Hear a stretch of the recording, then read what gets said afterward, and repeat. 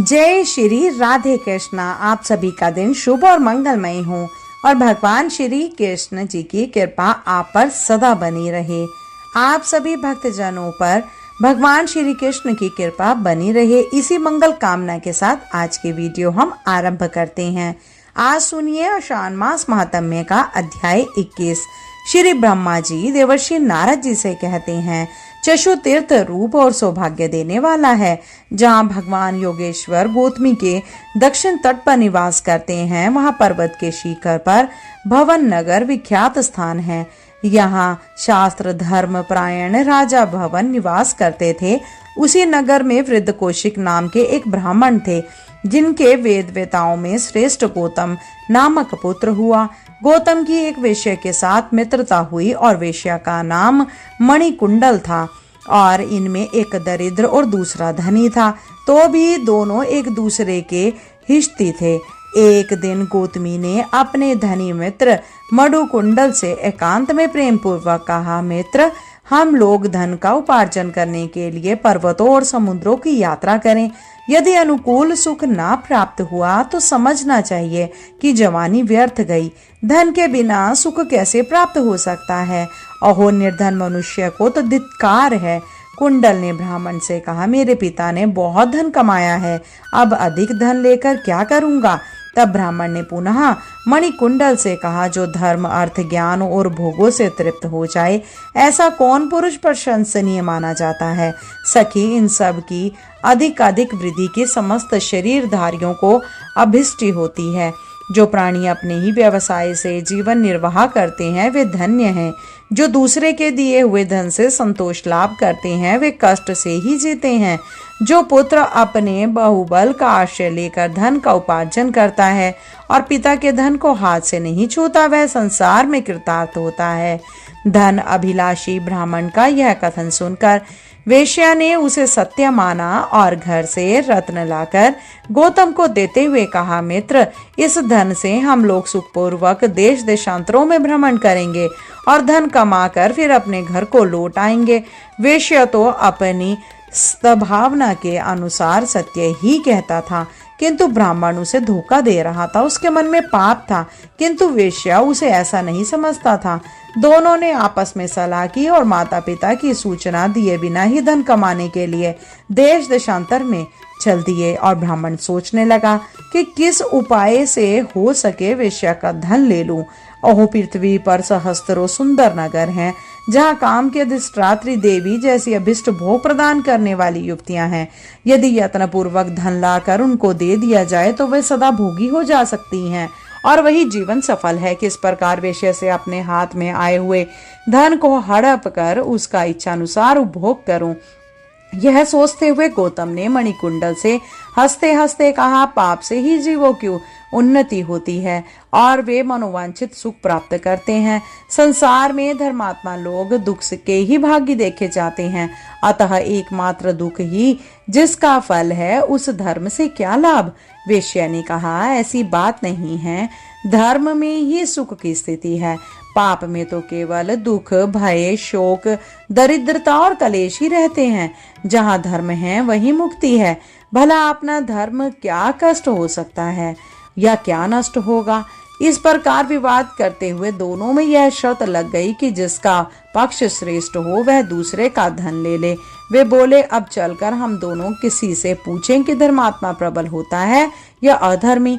वेद से लोक का ही मत श्रेष्ठ है, क्योंकि लोक में ही धर्म से सुख होता है। इस प्रकार विवाद करके दोनों सब लोगों से पूछने लगे कि पृथ्वी पर धर्म प्रबल है या अधर्म। यह प्रश्न सामने आने पर कोई बोले, जो धर्म के अनुसार चलते हैं उन्हें दुख भोगना पड़ता है और बड़े बड़े पापी मनुष्य सुखी हैं। यह निर्णय सुनकर वेश्या ने अपना सारा धन ब्राह्मण को दे दिया। मणिमान धर्म व्रताओं में श्रेष्ठ था। वह बाजी हार जाने पर भी धर्म की ही प्रशंसा करता रहा। ब्राह्मण ने मणिमान से पूछा, क्या तुम अभी धर्म की प्रशंसा करते हो? तो वेश्या बोला, हाँ। ब्राह्मण फिर कहने लगा, वेश्या, मैंने तुम्हारा सारा धन जीत लिया, फिर भी निर्लज की तरह धर्म की बात क्यों करते हो? देखो, स्वेच्छाचारी होने पर भी मैंने ही धर्म को जीता है। ब्राह्मण की बात सुनकर वेश्या ने मुस्कुराते हुए कहा, सखे, जैसे धान्यों में पुलाक अर्थात पहिया और पंखहारी चिड़ियों में छोटी मक्खियां होती हैं, वैसे ही मैं उन मनुष्यों को भी सारहीन मानता हूँ जिनमें धर्म नहीं होता। चारों पुरुषार्थों में पहले धर्म का नाम आता है, धर्म और काम उसके बाद आते हैं। वह धर्म मुझ में मौजूद है, फिर तुम कैसे कहते हो कि मैंने जीत लिया? यह सुनकर ब्राह्मण ने फिर से वेश्या से कहा, अब दोनों हाथों की बाजी लगाई जाए। तो वेश्या बोला, ठीक है। फिर दोनों ने जाकर पहले की ही तरह लौकिक मनुष्यों से पूछा। निर्णय ज्यों का त्यों रहा। ब्राह्मण बोला, मेरी फिर से विजय हुई। ऐसा कहकर उसने वेश्या के दोनों हाथ काट डाले और पूछा, आप धर्म को कैसे मानते हो? ब्राह्मण के इस प्रकार आक्षेप करने पर वेश्या ने कहा, मेरे प्राण कंठ तक आ जाएं तो भी मैं धर्म को ही श्रेष्ठ मानता हूँ। धर्म ही देहधारियों की माता पिता सुहद्र और बंधु है। इस तरह दोनों का विवाद चलता रहा। ब्राह्मण धनवान हो गया और वेश्या धन के साथ साथ दोनों बाहों से भी हाथ धो बैठा। इस तरह ब्राह्मण कहते हुए दोनों गोतमी गंगा के तट पर पहुंचे, जहां योगेश्वर श्री हरि का निवास स्थान है। वहां आने पर फिर दोनों में विवाद आरंभ हो गया। वेश्या गंगा योगेश्वर और धर्म की ही प्रशंसा करता था। इससे ब्राह्मण को बड़ा क्रोध हुआ। वह वेश्या पर आक्षेप करते हुए बोला, धन चला गया, दोनों हाथ कट गए, अब केवल तुम्हारे प्राण बाकी हैं। यदि फिर मेरे मत के विपरीत कोई बात मुंह से निकालोगे तो मैं तलवार से तुम्हारा सिर काट डालूंगा। वेश्या हंस पड़ा। उसने फिर से गौतम को चुनौती देते हुए कहा, मैं तो धर्म को ही बड़ा मानता हूँ, तुम्हारी जैसी इच्छा हो सो कर लो। जो ब्राह्मण गुरु देवता वेद धर्म और भगवान विष्णु की निंदा करता है वह पापाचारी मनुष्य पाप रूप है, वह स्पर्श करने के योग्य नहीं है। धर्म को दूषित करने वाले उस दुराचारी पापात्मा का परित्याग कर देना चाहिए। तब ब्राह्मण ने कुपित होकर कहा कि यदि तुम धर्म की प्रशंसा करते हो तो हम दोनों के प्राणों की बाजी लग जाए। वेश्या ने कहा, ठीक है। फिर दोनों ने साधारण लोगों से पूछा, किंतु लोगों ने पहले की जैसा ही उत्तर दिया। उस समय गौतमी के दक्षिण तट पर भगवान योगेश्वर के सामने ब्राह्मण ने वेश्या को गिरा दिया और उसकी आंखें निकाल ली। फिर कहा, वेश्या, हर दिन धर्म की प्रशंसा करने से ही तुम इस दशा को पहुंचे हो और तुम्हारा धन गया, आंखें गई, दोनों हाथ काट दिए गए। मित्र, अब तुमसे विदा होकर जाता हूँ, फिर कभी बातचीत में इस तरह धर्म की प्रशंसा ना करना। ऐसा कहकर गौतम चला गया। उसके जाने पर वेश्या प्रवर, मणुकमंडल, धन, बाहु और नेत्र से रहित होने के कारण शोकग्रस्त हो गया। फिर भी वह निरंतर धर्म का ही स्मरण करता था। अनेक प्रकार की चिंता करते हुए वह धरती पर निश्चित होकर पड़ा था। उसके हृदय में उत्साह नहीं रह गया था, वह शोक सागर में डूब गया था। और दिन बीता, रजनी का आगमन हुआ और चंद्रमंडल का उदय हो गया। उस दिन शुक्ल पक्ष की एकादशी थी। एकादशी को वहां लंका से विभीषण आया करते थे और उस दिन भी आए। उन्होंने पुत्र और राक्षसों सहित गौतमी गंगा में स्नान किया और योगेश्वर भगवान विष्णु की विधि पूर्वक पूजा की। विभीषण का पुत्र भी दूसरे विभीषण के ही समान धर्मात्मा था। उसे लोग वैष्णी कहते थे। विभीषणी ने वेश्या को देखा और उनसे बातचीत की। वेश्या का यथावत वृत्तांत जानकर उस धर्मज्ञ ने अपने पिता लंकापति महात्मा विभीषण को बताया। लंकेश्वर ने अपने गुणाकार पुत्र से प्रसन्न पूर्वक कहा, बेटा, भगवान श्री राम मेरे गुरु आराध्य देव हैं और उनके आदरणीय भक्त हनुमान जी मेरे सखा हैं। आज से बहुत पहले एक कार्य आ पड़ने पर हनुमान जी बहुत बड़ा पर्वत उठा लाए थे जो सब प्रकार की औषधियों का भंडार था। उस समय 2 औषधियों की आवश्यकता थी और विषलयकरिणी और मृत संजीवनी। उन दोनों औषधियों को लाकर उन्होंने भगवान श्री राम को अर्पित किया। जब उनकी आवश्यकता पूर्ण हो गई तब वे पुनः उस पर्वत को उठाकर हिमालय पर ले गए और वहीं रखाए। हनुमान जी बड़े वेग से जा रहे थे, इसीलिए विषलयकर्णी नाम की औषधि गौतमी गंगा के तट पर गिर पड़ी थी। जहां भगवान योगेश्वर का स्थान है वहीं वह औषधि है और उसे ले आकर तुम भगवान का स्मरण करते हुए इसके हृदय पर रख दो।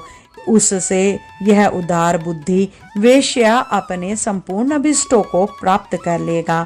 यह सुनकर वैष्णव बोला, पिताजी, मुझे शीघ्र ही वह औषधि दिखा दीजिए, विलंब न कीजिए। दूसरे को पीड़ा दूर करने से बढ़कर तीनों लोकों में दूसरा कोई कल्याणकारी कार्य नहीं है। विभीषण ने बहुत अच्छा कहकर पुत्र को वह औषधि दिखा दी। उसने मंत्र इत्यादि को पढ़कर उस वृक्ष की एक शाखा को तोड़ लाया और उसे ले जाकर वेश्या के हृदय पर रख दिया। उसका स्पर्श होते ही वेश्या के नेत्र और हाथ ज्यों के त्यों हो गए। मणि मंत्र और औषधियों के प्रभाव का कोई नहीं जानता। वेश्या ने धर्म का चिंतन करते हुए गौतमी गंगा में स्नान किया और योगेश्वर भगवान विष्णु को नमस्कार करके पुनः वहां से यात्रा की। उसने अपने साथ औषधि की टूटी हुई शाखा भी ले ली थी। देश देशांतरों में भ्रमण करता हुआ मणिकंडल एक राजधानी में पहुंचा जो महापुर के नाम से विख्यात थी। वहां के महाबली राजा महाराज के नाम से प्रसिद्ध थे और राजा के कोई पुत्र नहीं था, एक पुत्री थी। उसकी भी आंखें नष्ट हो चुकी थी। वह कन्या ही राजा के लिए पुत्र थी और राजा ने यह निश्चय किया कि देवता, दानव, ब्राह्मण, क्षत्रिय, वैश्य, शूद्र, गुणवान और निर्गुण कोई भी क्यों ना हो, मैं उसी को यह कन्या दूंगा जो उसकी आंखें अच्छी कर देगा। मुझे अपने राज्य के साथ ही कन्या का दान करना है। महाराज ने यह घोषणा सब और करवा दी। तो वेश्या ने यह घोषणा सुनकर कहा, मैं निश्चय ही राजकुमारी की खोई हुई आंखें पुनः ला दूंगा। राज कर्मचारी शीघ्र ही वेश्या को लेकर आ गया और महाराज को उसने सब बातें बताई। वेश्या ने उस काष्ठ कर स्पर्श कराया और राजकुमारी की नेत्र ठीक हो गए। यह देखकर राजा को बड़ा विस्मय हुआ। उन्होंने पूछा, आप कौन हैं? तब वेश्या ने राजा से अपना सब हाल ठीक ठीक कह सुनाया और फिर बोला, ब्राह्मणों के प्रसाद से तथा धर्म, तपस्या, दान, यज्ञ और दिव्य औषधि के प्रभाव से मुझ में ऐसी शक्ति आई है। वेश्या का यह कथन सुनकर महाराज को अत्यंत आश्चर्य हुआ। वे बोले, अहो, यह महानुभाव कोई देवता ही होंगे, अन्यथा देवेतर मनुष्य में ऐसी शक्ति कैसे दिखाई जाती है। अतः इन्हें राज्य के साथ ही अपनी कन्या अवश्य दूंगा। मन में ऐसा संकल्प करके राजा ने कन्या सहित राज्य वेश्या को दे दिया। मणिक कुंडल राज्य को पाकर भी मित्र के बिना संतुष्ट नहीं हुआ। वह सोचने लगा, मित्र के बिना ना तो राज्य अच्छा है और ना सुख ही अच्छा लगता है। इस प्रकार वह सदा गौतम ब्राह्मण का ही चिंतन किया करता था।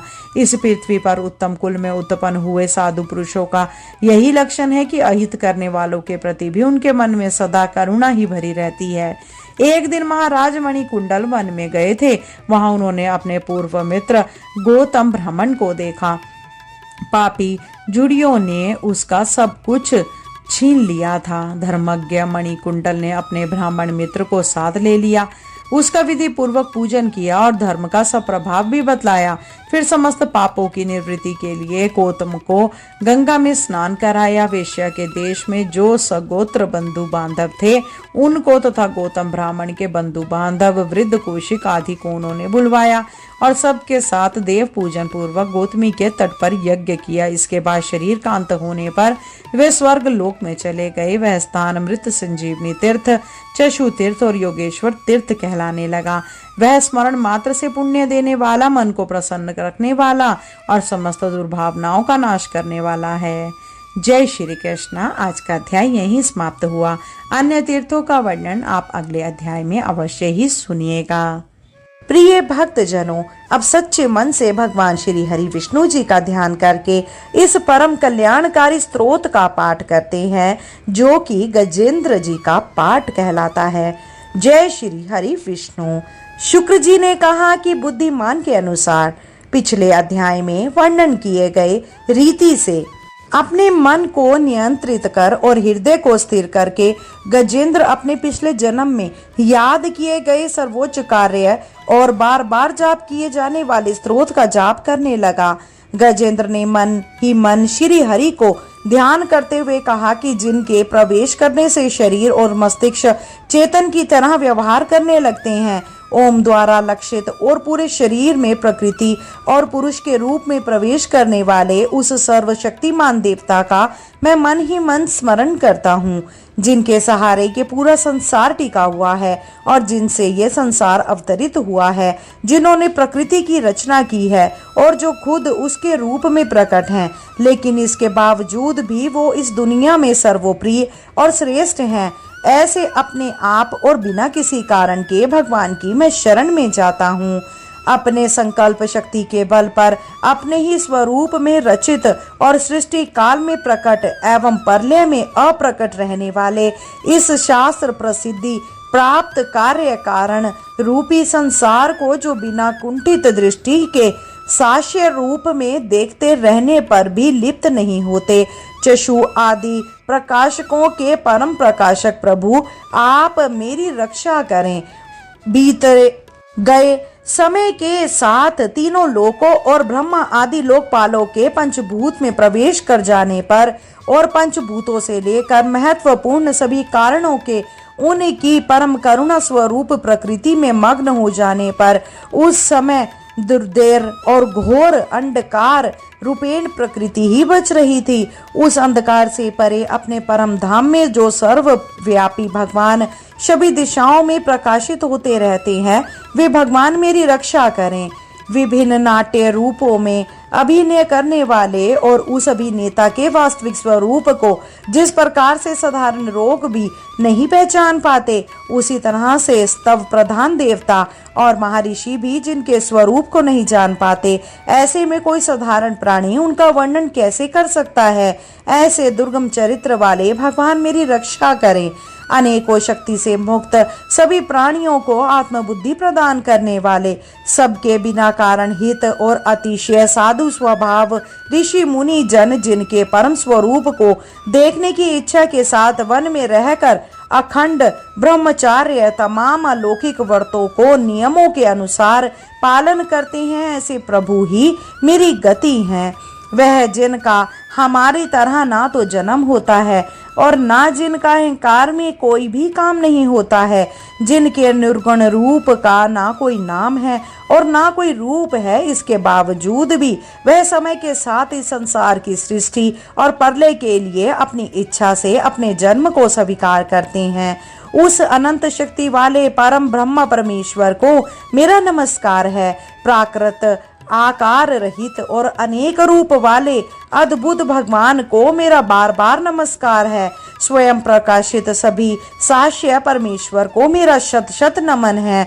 वैसे देव जो नम वाणी और चित्त वृत्तियों से परे हैं, उन्हें मेरा बारंबार नमस्कार है।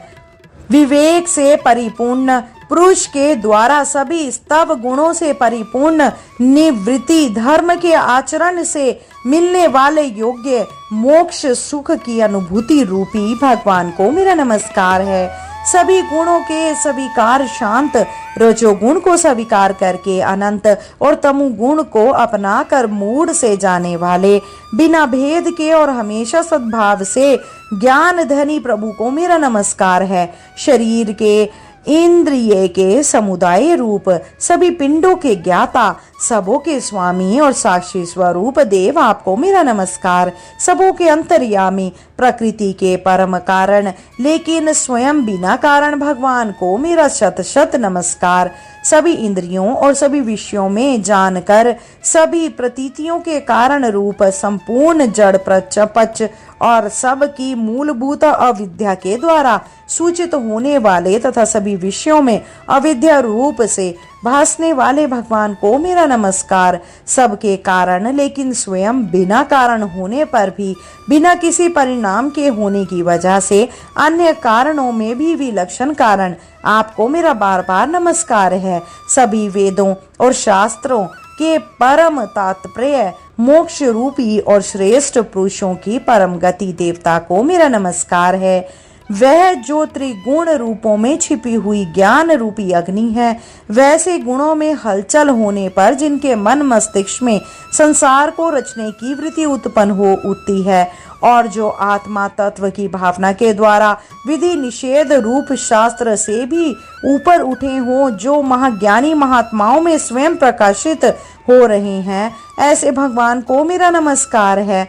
मेरे जैसे शरणागत पशु के समान जीवों की अविद्या रूप फांसी को पूर्ण रूप से काट देने वाले, परम दयालु और दया दिखाने में कभी भी आलस नहीं करने वाले भगवान को मेरा नमस्कार है। अपने अंश से सभी जीवों के मन में अंतर्यामी रूप से प्रकट होने वाले सर्वनियंता अनंत परमात्मा, आपको मेरा नमस्कार है।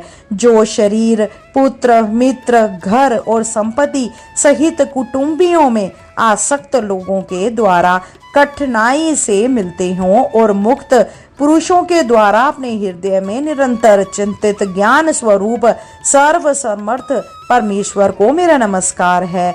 वह जिन्हें धर्म, अभिलाषित भोग, धन तथा मोक्ष की कामना से मनन करके लोग अपनी मनचाही इच्छा पूर्ण कर लेते हैं, अपितु जिन्हें विभिन्न प्रकार के अयाचित भोग और अविनाशी पार्थ शरीर भी देते हैं, वैसे अत्यंत दयालु प्रभु मुझे इस प्रकार के विपदा से हमेशा के लिए बाहर निकाले।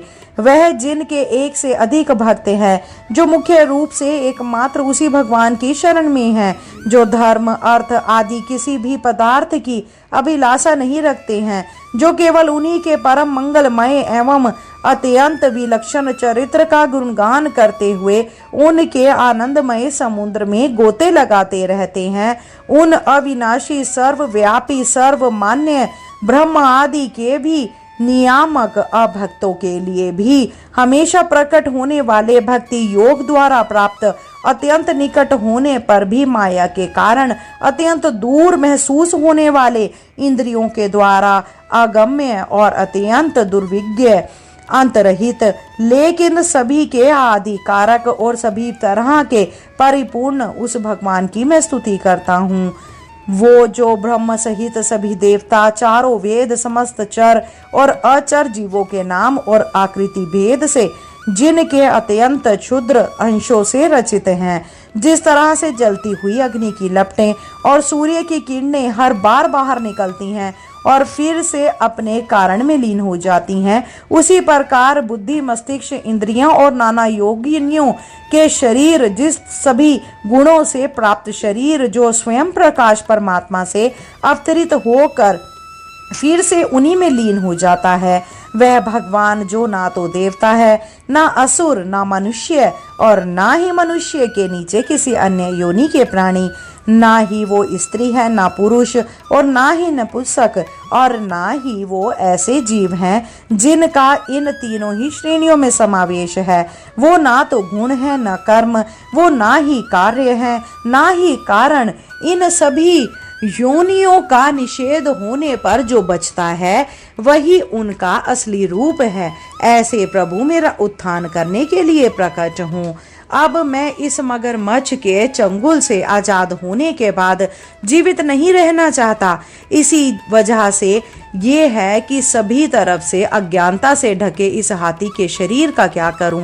मैं आत्मा के प्रकाश से ढक देने वाले अज्ञानता से युक्त इस हाथी के शरीर से मुक्त होना चाहता हूं, जिसका काल कर्म से अपने नाश नहीं होता बल्कि ईश्वर की दया और ज्ञान से उदय हो पाता है। इस प्रकार से मोक्ष के लिए ललायित संसार के रचयिता स्वयं संसार के रूप में प्रकट, लेकिन संसार से परे, संसार में एक खिलौने की भांति खेलने वाले, संसार में आत्म रूप से व्याप्त और अजन्मा, सर्वव्यापी एवं प्राप्य वस्तुओं में सर्वश्रेष्ठ श्री हरि का केवल स्मरण करता हूँ और उनकी शरण में जाता हूँ।